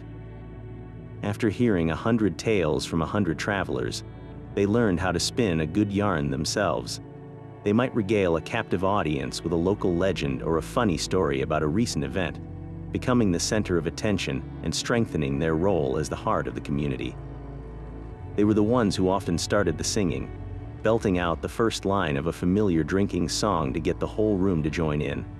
They encouraged games, sometimes providing the dice or even acting as the banker for hazard games, taking a small cut of the pot for the house. They were the ones who negotiated with traveling mummers' troops and puppeteers, booking the acts that would bring in the biggest crowds. In essence, they were the ultimate facilitators of fun, using their position, their personality, and their deep knowledge of human nature to turn a simple room with ale into an unforgettable experience night after night. And flowing as steadily as the ale from the barrel was the incredible, hearty food that transformed the tavern from a mere drinking hall into a true destination for the senses. Think beyond simple sustenance. This was a crucial part of the social glue and the overall sensory experience. The air wasn't just thick with wood smoke and song. It was laden with the mouth-watering, savory aroma of slow-cooked stews, the rich scent of roasting meats on a turning spit, and the warm, comforting smell of freshly baked bread. This wasn't a place where you just drank. You feasted, you shared, and you celebrated the simple, profound joy of a good meal among friends. The menu, while simple by today's standards, was a masterpiece of hearty, practical fare designed to fill the belly and stand up to the robust flavors of the ale. At the heart of nearly every meal was a dense, dark loaf of rye or barley bread, its crust tough enough to be used as a makeshift plate or trencher. Onto this edible plate would go a generous portion of a thick, steaming pottage or stew, simmering for hours in a large cauldron over the central hearth. This wasn't a delicate broth, it was a hearty, one-pot meal, packed with chopped vegetables like onions, leeks, and peas, and thickened with oats or barley. Its flavor came from cheap, plentiful cuts of meat, perhaps mutton, pork, or whatever was available, and a generous handful of herbs. Alongside the stew, a great wheel of hard cheese and a crock of butter would often be passed around the table. A thick, meat-filled pastry, the ancestor of our modern meat pie, was another common and brilliant invention. It was a complete, self-contained meal with a sturdy, preserved crust that protected the filling inside, making it perfect for a traveler to take on the road or for a tavern keeper to sell to a patron who needed something substantial to soak up the alcohol. The beauty of this food was its accessibility. It was affordable, filling, and delicious, providing the necessary energy for a long night of revelry. But the true magic of tavern food lay not in its complexity, but in how it was shared. Meals were a deeply communal affair. A large pot of stew was meant for the entire table. A great loaf of bread was torn apart by hand and passed from person to person. This act of breaking bread together was one of the oldest and most powerful symbols of trust and fellowship. It physically bound people together, turning a table of strangers into a temporary family for the evening. You weren't just eating your own meal, you were participating in a collective experience, sharing from the same pot, drinking from the same jug of ale. This created an atmosphere of incredible intimacy and camaraderie, erasing social distinctions faster than any law could. A wealthy merchant tearing a chunk of bread from the same loaf as a lowly cart driver was participating in a moment of genuine equality, all facilitated by the simple, hearty food placed before them. The tavern keeper, ever the astute manager of the evening's mood, understood the power of this gastronomic theater. The sight and smell of food cooking over the fire was a performance in itself, a constant, tantalizing promise of comfort and satisfaction. The sound of a pie crust being cracked open or the sizzle of a sausage on the spit added to the symphony of the space. Offering a bowl of hot stew to a shivering traveler just in from the cold wasn't just a transaction. It was an act of welcome that immediately made them part of the community. In this way, food completed the tavern's offering. It provided the foundation upon which the night was built, a full stomach, a warmed body, and a powerful, unspoken bond with everyone around you, all ready to lose themselves in the music, the stories, and the collective joy of the evening. Yet for all its nightly revelry, the true, explosive peak of tavern life arrived not with the setting of an ordinary sun, but with the turning of the seasonal calendar. Holidays and festivals were the grand, scheduled eruptions of collective joy that transformed these everyday spaces into epicenters of sanctioned madness, where the usual rules of decorum were not just bent, but gleefully shattered. During these sacred periods of misrule Christmas, May Day, and the riotous local fairs, the tavern's role as the community's heart swelled to its absolute limit, pulsing with a unique, feverish energy that made every night feel like the climax of a great story. The grandest of these celebrations was undoubtedly the extended Christmas season, known as Christmastide, which stretched for 12 full days from December 25th to Epiphany on January 6th.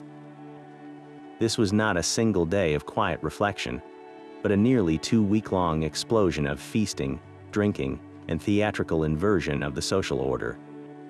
The tavern was the undeniable headquarters for this prolonged festival. Here, the ancient custom of wassailing took root.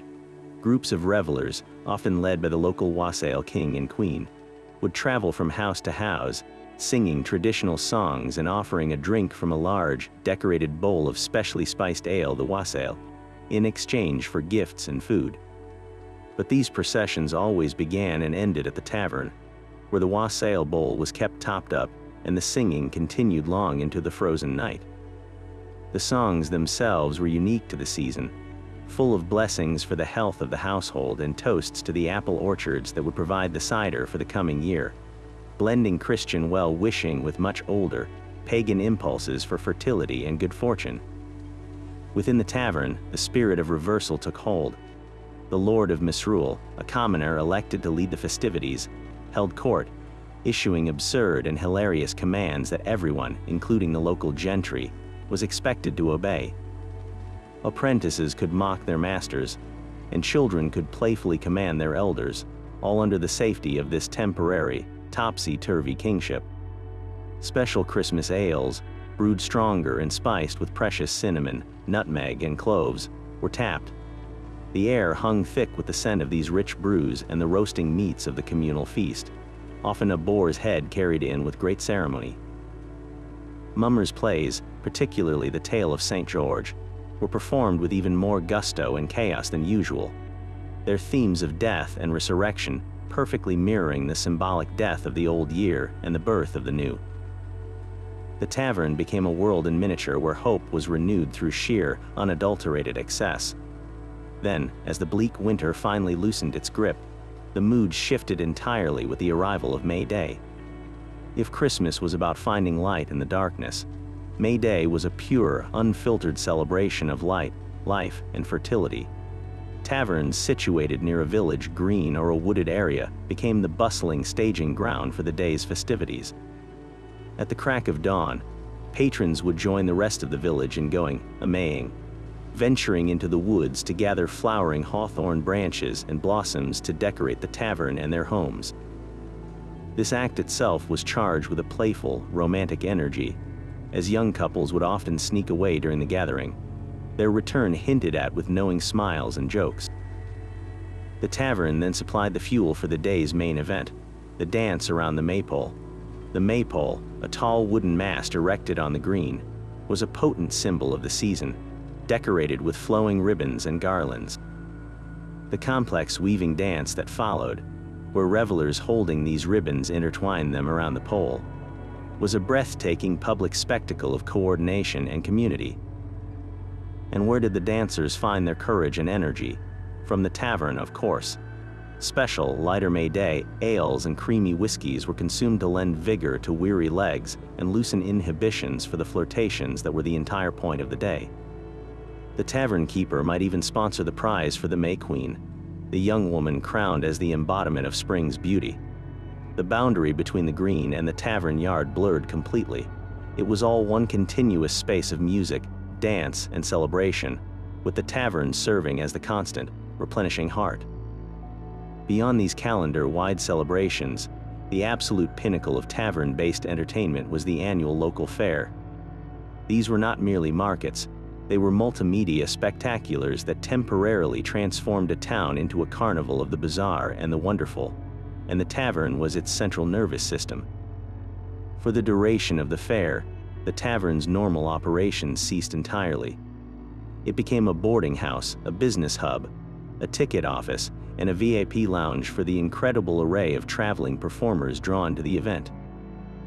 The noise level inside would be deafening, a chaotic mix of languages and accents as merchants from Flanders, Italy, and beyond haggled over contracts, their negotiations sealed with a handshake and a tankard of the keeper's best ale. Outside, the fairgrounds teemed with entertainment that put the tavern's usual offerings to shame. But these acts all cycled back through the tavern doors. Acrobats performing death-defying leaps on makeshift stages would retire inside to spend their earnings.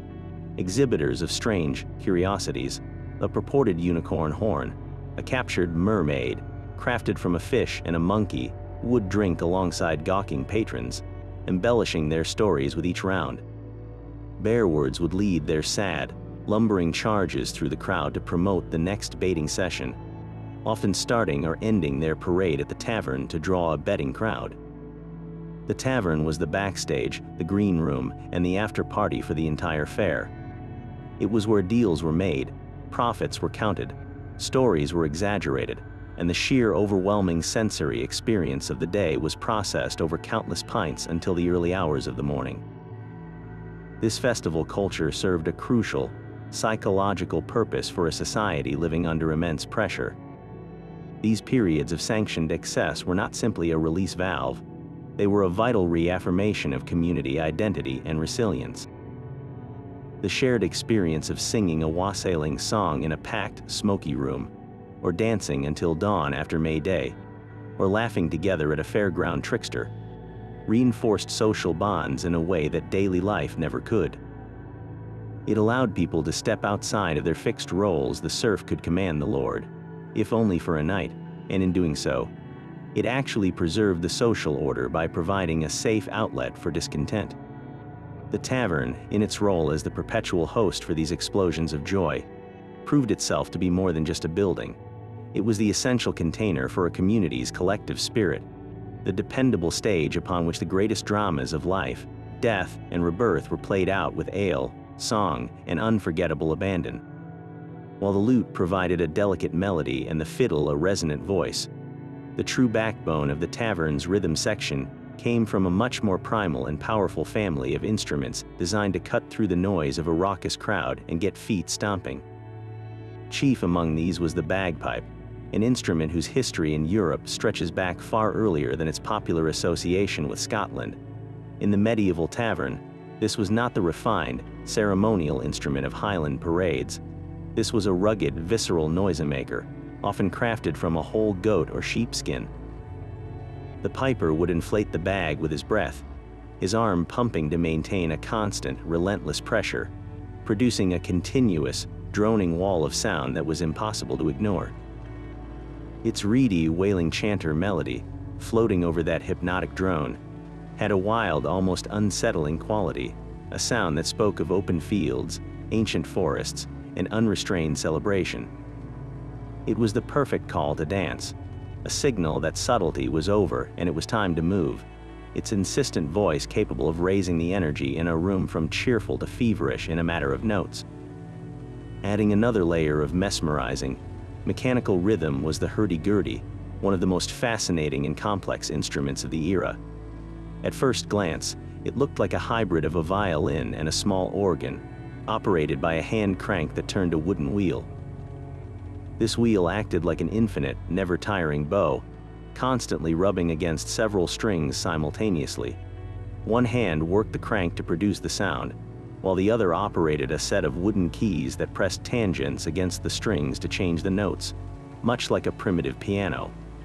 The result was a unique, droning, slightly gritty texture that was both melodic and percussive. Its most distinctive feature was a small, buzzing bridge called the trumpet. By striking the instrument's body with the heel of the hand in rhythm, the player could create a sharp, percussive zzz sound, a built-in snare drum effect that allowed a single musician to provide both a melody and a driving backbeat.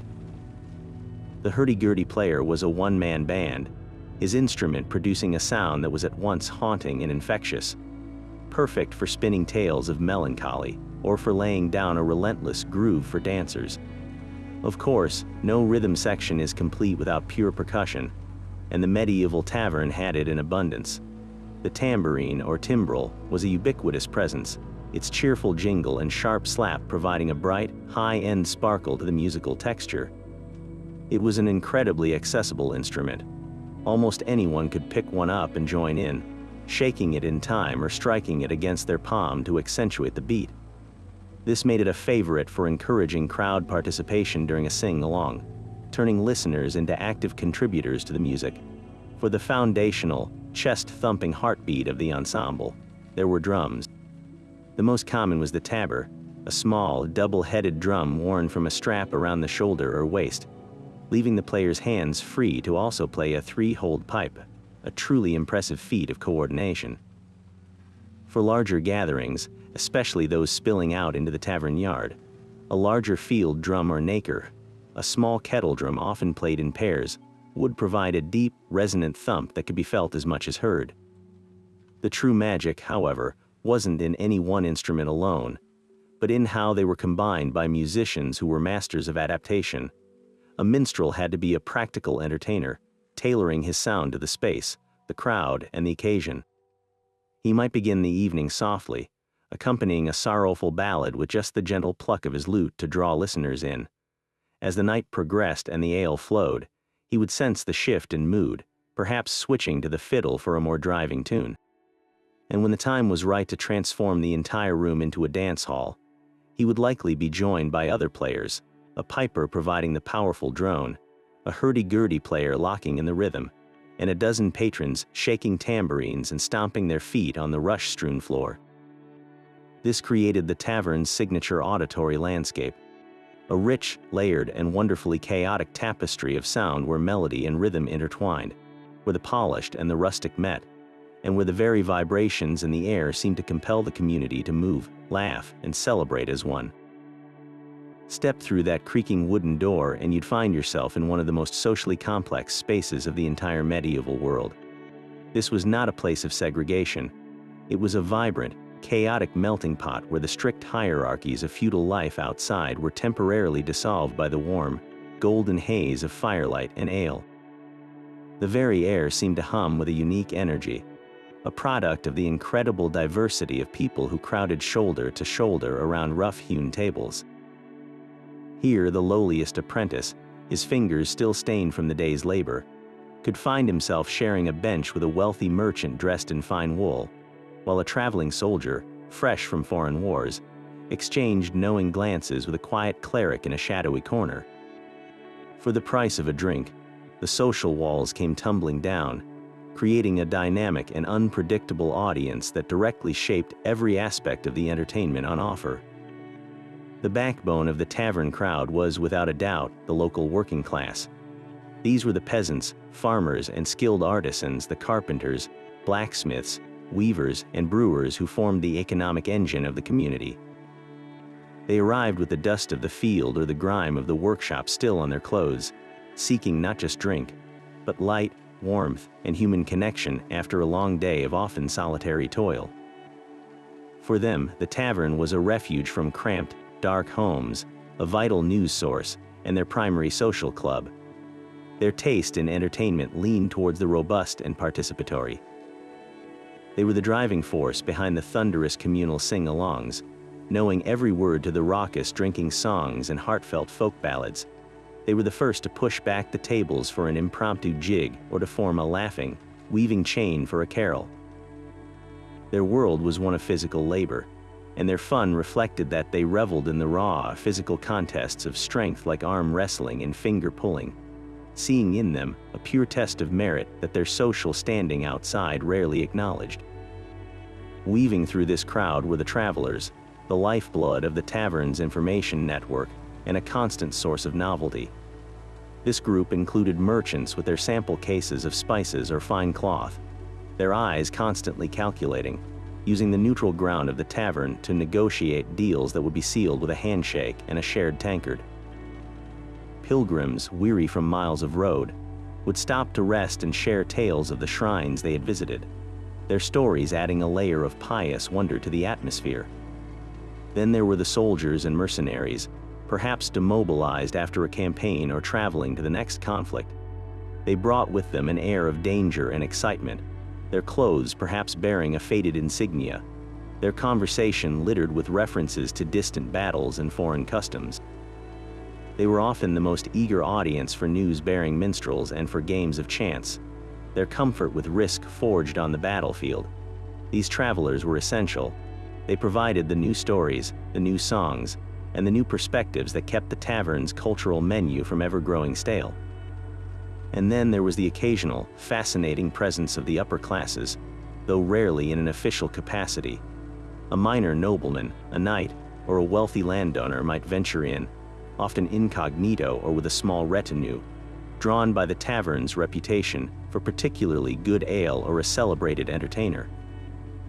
They came to experience the vibrancy of common life from a safe distance, to hear the uncensored gossip, or to conduct business they wished to keep away from the prying eyes of the court. Their presence created a palpable shift in the room's energy. A skilled minstrel might subtly shift his repertoire, adding more courtly romances or sophisticated instrumental pieces to his set to appeal to this refined ear. The fool's satire might become more clever and veiled, its barbs sharper but wrapped in layers of irony that only an educated mind would fully appreciate. Games of pure chance held less appeal for them. They were far more likely to be found deep in a game of chess or tabula, appreciating the intellectual contest and the opportunity to match wits with a sharp-minded merchant on neutral territory. Their patronage was highly coveted, as a generous word or a purse of silver from a noble spectator could transform a performer's fortunes. This incredible social mixing created a unique and powerful feedback loop that directly dictated the evening's entertainment.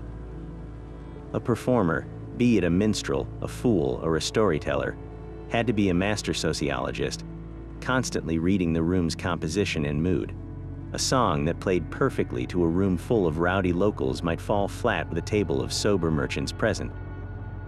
A joke that had farmers roaring with laughter might earn only a confused silence from a group of clerics. The most successful entertainers were chameleons, able to blend high and low cultures seamlessly. They could perform a bawdy drinking song that had the entire room pounding their tables in unison, and then, without missing a beat, transition into a haunting epic ballad that captured the attention of the educated elite in the corner. They crafted material that worked on multiple levels. A satirical jab at a corrupt official could be enjoyed as a simple laugh by a peasant, while a merchant might appreciate the specific economic critique, and a nobleman might nod at the clever political commentary. The tavern, therefore, didn't just host entertainment. It manufactured it through the alchemy of its diverse audience, forcing a fusion of styles that gave birth to a uniquely rich and democratic popular culture. This incredible cross-pollination of styles within the tavern's walls created a living library of sound, a repository of melodies and lyrics that refused to be confined to the Middle Ages. The most resilient of these tunes didn't just fade away with the era. They became the hardy seeds from which entire forests of later folk tradition would grow. These were not the carefully notated compositions of court musicians, preserved on parchment for the privileged few. This was music of the people, carried in the memory, passed from voice to voice and generation to generation through the powerful, enduring chain of oral tradition. A minstrel would teach a tune to a promising patron. A traveling merchant would hum a catchy refrain from one town to the next. A family would sing the same ballads their great-grandparents had learned in a tavern centuries before. This process of constant, informal sharing acted as a filter, ensuring that only the most resonant, memorable, and emotionally powerful songs survived the long journey through time. The survival of these songs was not a matter of pristine preservation, but of vibrant, continuous adaptation. A melody that once accompanied a tale of a knight's quest might later find itself wrapped around the lyrics of a 17th century love ballad. The robust, repetitive structure of a medieval drinking song, designed for easy recall after several pints, provided the perfect template for countless later folk songs. We can hear clear echoes of this in the traditional music of the British Isles and continental Europe. The haunting, modal scales that give so much Celtic and Appalachian folk music its plaintive quality are direct descendants of those used by medieval minstrels. The call and response format, so essential for getting a whole tavern to sing along, thrives in sea shanties and work songs, where a leader's call is answered by the coordinated effort of the entire crew. The narrative tradition of the ballad, telling a complete story of love, loss, or betrayal in a series of verses, remain the dominant form of storytelling in song for rural communities right into the modern era. This oral tradition also functioned as a secret, subversive archive of history from below. While official chronicles recorded the deeds of kings and bishops, the songs that lived in taverns and fields preserved the perspectives of the common people. The satirical jabs at corrupt officials and greedy clergy, first sung by fools and goliards, evolved into a whole genre of protest song. The raw, emotional accounts of historical events, a terrible battle, a cruel law, a popular uprising were often captured more vividly in verse than in any dry historical record. These songs became a way for communities to process collective trauma, celebrate hidden victories, and maintain a shared identity that existed outside of official control. The survival of a song like the Cuddy Wren, which some scholars interpret as a cryptic allegory of peasant revolt, is a testament to music's power to carry seditious ideas across the centuries, hidden in plain sight. The influence of this vibrant tavern culture did not just trickle down into rural folk traditions. It also flowed upwards, profoundly shaping the very heart of the Renaissance musical revolution. The polyphonic masterpieces of composers like Josquin des Prez and William Bede did not emerge from a vacuum. They were built upon a foundation of popular melody and rhythm that was circulating in the everyday soundscape, much of which originated in these communal spaces. Renaissance composers were master magpies, often taking a well-known popular tune, a catchy street song or a memorable tavern dance melody, and using it as the structural foundation, or cantus firmus, for a complex, multi-voiced mass or motet. This practice, called parody, meant that worshippers in a grand cathedral might be listening to a sacred masterpiece whose core was actually a beloved, and possibly quite raucous, drinking song they knew from their local alehouse. The composers were cleverly building a bridge between the divine and the familiar, grounding their sophisticated art in the earthy, recognizable music of the people. The spirit of the tavern, with its emphasis on lively dance and communal participation, directly inspired new secular forms of Renaissance music. The popular dance rhythms of the pavane, galliard, and volta, which first got feet tapping in public houses and at village festivals, were refined and orchestrated for courtly balls.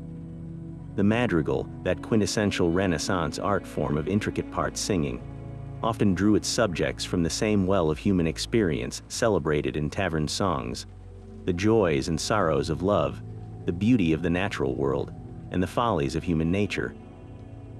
While the musical language became more complex, the heart of the expression remained deeply connected to those popular roots. The legacy of the medieval tavern is therefore not a relic to be studied behind glass.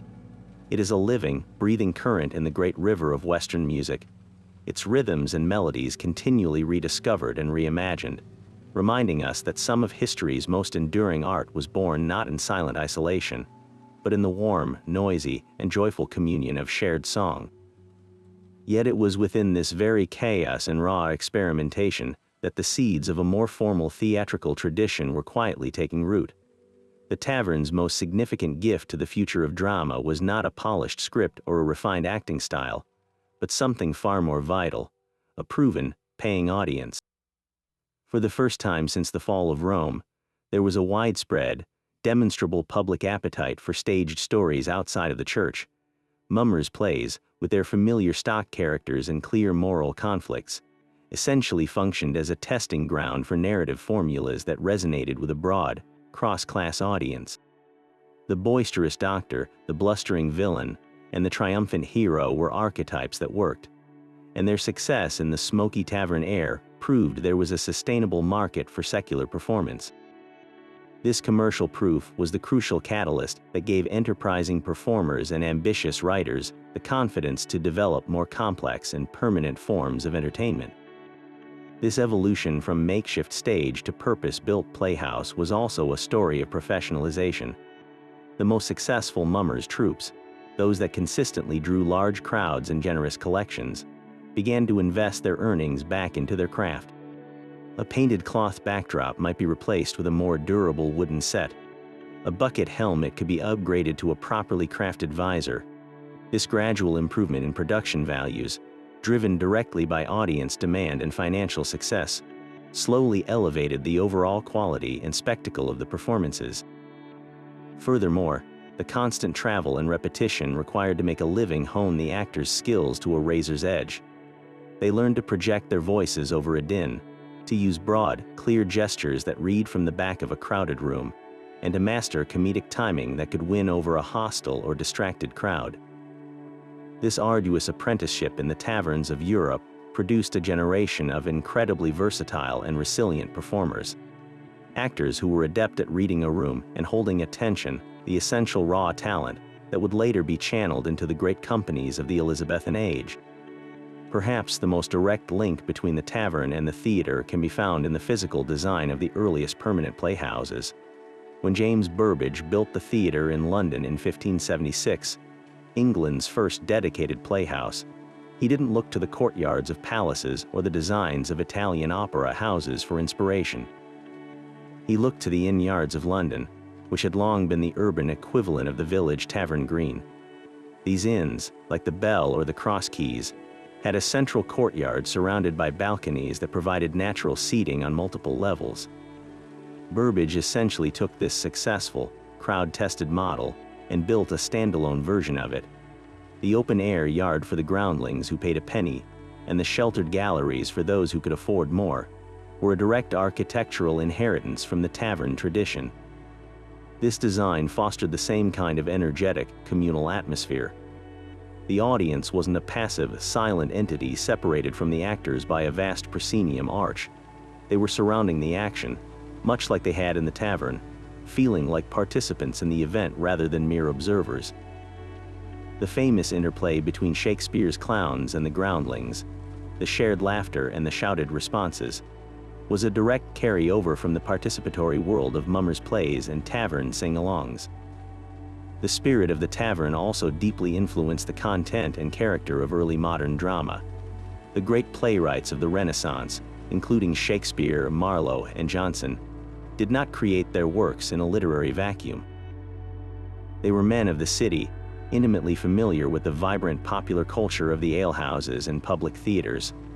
They understood the power of the crowd-pleasing elements that had been perfected in tavern performances, the physical comedy of the fool, the thrilling spectacle of the battle, the cathartic release of the villain's defeat. They skillfully incorporated these popular tropes into their more sophisticated narratives, creating plays that worked on multiple levels to please both the educated gallants in the lords' rooms and the apprentices in the pit. The gravediggers in Hamlet, with their macabre and earthy humor, are straight out of the tavern tradition. Falstaff, that glorious embodiment of gluttony, wit, and cowardice, is arguably the greatest tavern character ever written, a figure who feels like he could have stumbled off a mummer's stage and into the Boar's Head Tavern, fully formed and already shouting for a cup of sack. This cultural migration was a two-way street. As theater became more established and respectable, it began to professionalize the very performers who had started in taverns. The Lord Chamberlain's men and the Admiral's men were, in essence, mummers' troops that had hit the big time. They were granted royal patents, which offered them a measure of protection from the authorities who had always viewed itinerant players with suspicion. This official recognition was a watershed moment. It lifted acting from a disreputable trade, grouped legally with vagabonds and beggars, to a recognized profession. The actor, once a fringe figure surviving on the generosity of the crowd, could now become a shareholder in a company and a respected artist. This transition did not erase the energetic, popular heart of performance. Instead, it provided a stable and respected vessel to carry that vitality forward. The theater did not kill the tavern entertainment that spawned it. It became its most magnificent and enduring expression, a permanent home for the ancient, communal human need to gather and get lost in a story. So as the fire burns low and our final tale is told, we're left with an overwhelming sense of just how vast and vital this world of tavern entertainment truly was.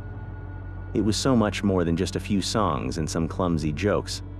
This was the absolute core of cultural life for the vast majority of people, a nightly festival of sound, story, and spectacle that connected communities, disseminated news, and provided a priceless escape from the unrelenting hardship of daily existence. Every form of entertainment we've explored, from the minstrel's epic ballad to the fool's dangerous satire, from the communal roar of a drinking song to the silent tension of a chess match, served a profound purpose. It was the glue that held society together, the pressure valve that released its tensions, and the stage upon which the entire drama of ordinary life was played out.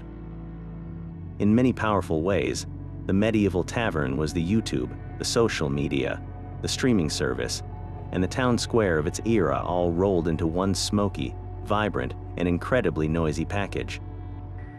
Think about it. It was a platform for creators, the minstrels, the mummers, the storytellers who traveled from town to town. Their popularity measured not in views or likes, but in the jingle of coins in a hat and the thunderous applause of a captivated room. It was a news network where information went viral not through shares and retweets, but through the retelling of a traveler's story, a satirical song that everyone would be humming the next day, or a rumor whispered from one ear to the next. It was a social hub where you went to see and be seen, to connect with your friends, to debate the issues of the day, and to participate in a shared cultural experience that everyone, from the highest to the lowest, could access. The content was user-generated. The algorithms were powered by ale and human curiosity, and the trending page was whatever the crowd decided to cheer for loudest on any given night. This incredible legacy is not something locked away in history books. It's alive in the folk songs we still sing, in the pub cultures we still cherish, in the structures of our theaters, and in our timeless desire to gather, share stories, and find common ground through entertainment. These establishments were not just buildings, they were the beating heart of a community, a testament to the human spirit's irrepressible need for connection, joy, and a good story. So as we leave this candlelit world behind, I'll leave you with one final thought to ponder, a personal connection to the past. If you could step through that tavern door, find a seat on a rough wooden bench, and hear the minstrel ask for a request, what song would you have him play?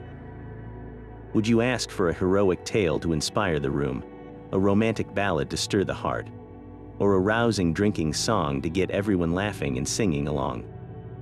That simple choice connects you directly to every soul who ever lifted a tankard in celebration, reminding us that across the centuries, our desires for entertainment, community, and a moment of joyful escape remain beautifully, fundamentally the same.